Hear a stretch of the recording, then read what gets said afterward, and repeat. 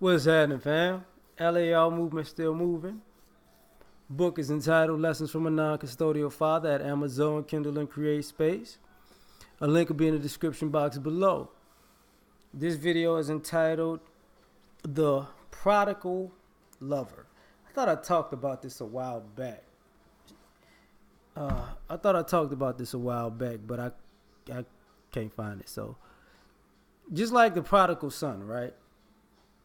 You know, the prodigal son was a child who was pretty much taken care of from a good family, right? Good home, good people. But had this fantasy that, you know what, this is boring.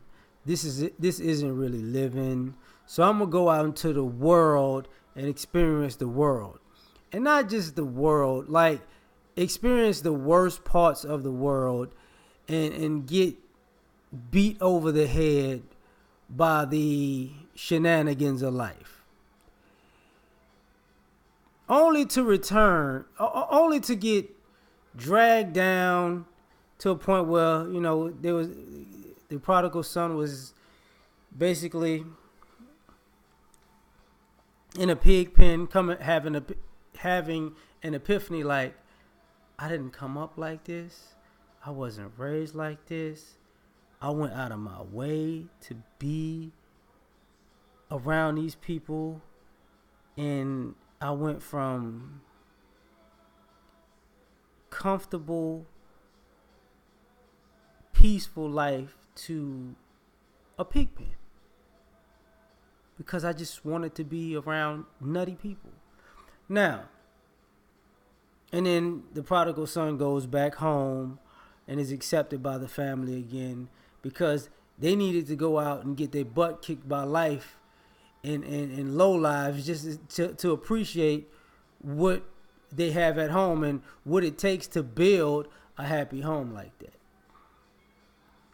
This is what a lot of people are doing in their relationships, and they don't want to admit this, but it doesn't work like that in the Bible. Your lover isn't your family. You aren't your lover's child. You can't just get away with murder and just stray away from your lover and go find excitement somewhere else because they just too good to you. And then when the whole world takes a dump on you and you're in the pig pen of life, run back to your lover and they're going to accept you. No. You're just a prodigal lover. And what I mean by that is this. And I'm going to get on men and women, so it's going to be balanced. You know, so I'll start with the fellas because we could take it, right? A prodigal lover will be the man who is a consummate cheater, user, abuser of her trust.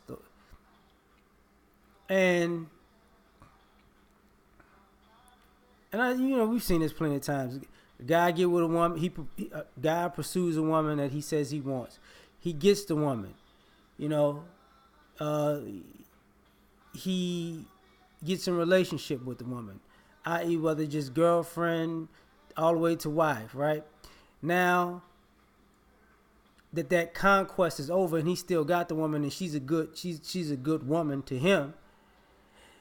Now he wants his woman to still be there, but he still wants to disrespect his woman by not keeping it 100 with her.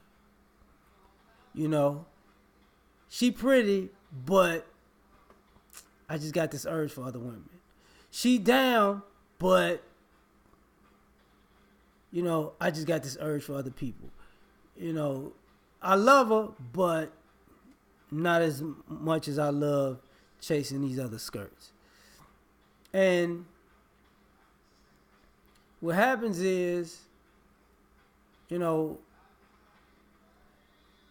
there comes a certain point where that woman is not going to put up with it no more. And I've seen this with plenty of fellas, You do your girl wrong and you know you're doing your girl wrong. But somewhere in your twisted little mind, you're gonna be like, oh well, let me, she gonna always be there. I mean, she been here for this, and that. She caught me plenty of times doing this, and that, and she forgave me. She'll forgive me again. She loved me. I could just come back to her with open arms.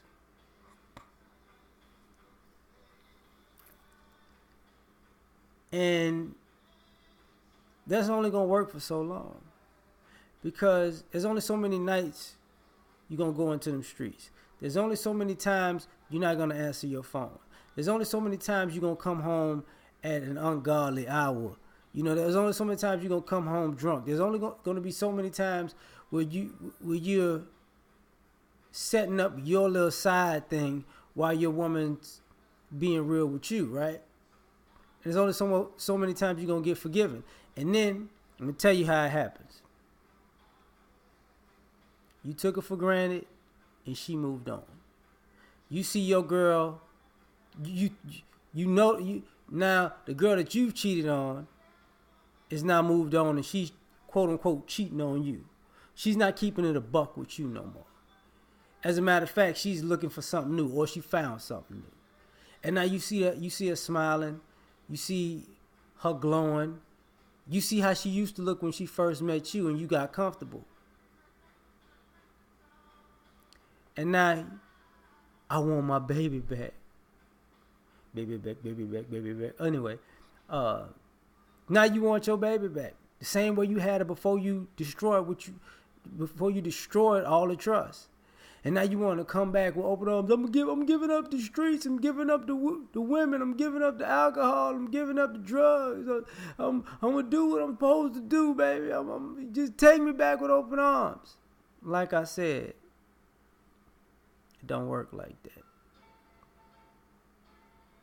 You had, and then you stuck with all the leftover. Everybody that was so important that you left your woman for now look like all swine. And you realize I had a good thing and I've been playing in a pig pen because I just wanted to be dirty. Well, you made that bed, you gotta lay in it, right? And now you expect to be the prodigal lover and everything is forgiven and it's gonna be a happy home. That's not how it works. You're gonna be out there. She's just gonna leave you to hang out to dry. Ladies, this part of he's good, he's not exciting, he's so predictable. I know he loves me, but I know he loves me. Do you love him though? I love the perks of being with him, but I've moved on. I think there's so much out there that I can see and be with, and so many places I can go, and so many guys that can make me feel more special. All he does is everything a man is supposed to do, and I just don't want that. The 80-20 rule, he has 80, but the 20 is so important. I gotta go get it. Go get it then. Go get it. And the guy that treats you like crap, oh, it's such a turn on. Oh, he tells me no. Oh, when I call, he doesn't answer. Oh, he'll tell me, look, I got another woman. Oh, I gotta compete with her. She don't know that I'm the one. He gonna find out that I'm fine. He told me that I ain't that fine, so I got pretty for him. But the guy that I'm with, he's just not enough. Then eventually, that guy's gonna get over you. Because, the one thing that's so unpredictable is when a predictable, reliable guy decides to be predictable and reliable for somebody other than you. Now you get the ghost of love's past.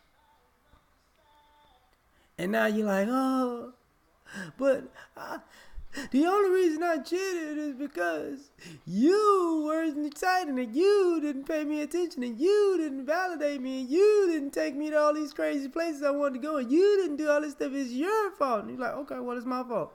It's my fault, baby. Cool. I can accept that. I was just too good and too reliable and too predictable. And, you know, you had a happy home, but it just wasn't exciting. I understand. So cool. Go get that excitement with the people that you was with. But they ain't about nothing. They trifling. They got me out here in these streets doing stupid stuff. And it's not as good as it looks. It's not as fun as it is when I post it on Instagram. That's just pictures. That's not real. What we had was real. And I'm coming back home to you, baby. I was out there with that swine. You know that swine got our people blind. So, you know, the prodigal lover tries to return. Only to realize we ain't family. You ain't a child. You grown. You thought just giving, walking away from all of this function to go out in the world and chase dysfunction. You thought you was going to be able to come back with the stench of dysfunction on you, and I was supposed to nurse you back into function again? Like, oh, I ran away from all this good stuff to go play with the pigs.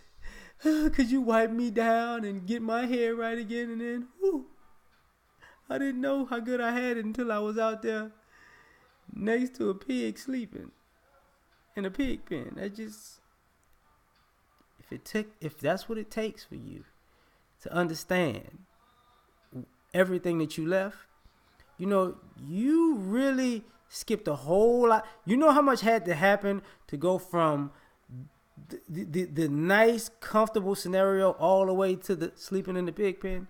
Like, do you know how many one-offs you had to say it was, and how much cognitive dissonance you had to ride with, and how many times you was like, oh, that's just that day? How many it's just that day type days you had to have in a row to ignore? But, for some people, this is why, maybe if I have a baby with this person, if I could it'll bring the dysfunctional relationship back. Maybe if we get married, if you reward me for walking out and running to them streets by saying, I guarantee we'll be together for life, it'll fix everything. No, nobody trying to do that. No. Just because you're the prodigal lover doesn't mean that you can be on your own. You can, they're gonna leave you with the swine. They're gonna leave you in that pig pen. You left the house. You left the farm. You left the mansion. You left the kingdom for the pig pen. Doors closed. You went from the kingdom to the peasantdom. You wanted the peasantdom so bad. You'll go be a peasant. Now, at this point, that the prodigal lover has to learn the hard way. See how hard it is to build a kingdom, and once you build it, you see why they're so peaceful and reliable and functional and boring, because you're not going to get that out in the world. That excitement comes with a price. And it's a price that nobody is really willing to pay. They want somebody else to foot the bill for fixing the dysfunction of the excitement that they went for. So, it's just my take on the prodigal lover. Y'all have a good one on this one. We out.